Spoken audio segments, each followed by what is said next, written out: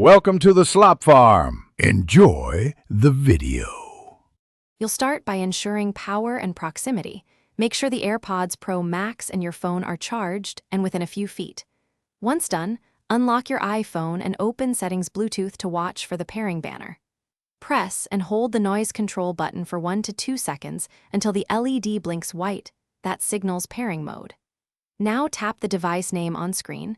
Let the devices exchange keys. This quick handshake saves time and prevents repeated manual pairing later. Once paired, you'll tailor controls and sound to match how you listen. Go to Settings Bluetooth, tap the eye icon next to your AirPods Pro Max to rename and assign noise control behavior. Make sure to try active noise cancellation, transparency, and spatial audio, and listen to a familiar track to hear the differences. Use the digital crown for precise volume changes, and tweak EQ in the music app for bass or clarity. That setup step ensures comfort and consistent audio quality. To finish, get into a quick daily routine. Place the can so ear cushions seal and adjust the headband for even pressure. That improves passive isolation and bass. Make sure firmware updates install automatically when the headphones charge near your iPhone.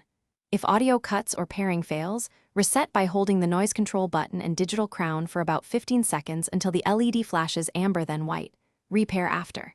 If problems persist, reboot your phone. Then try again. Thanks for watching. Consider subscribing if we helped you today.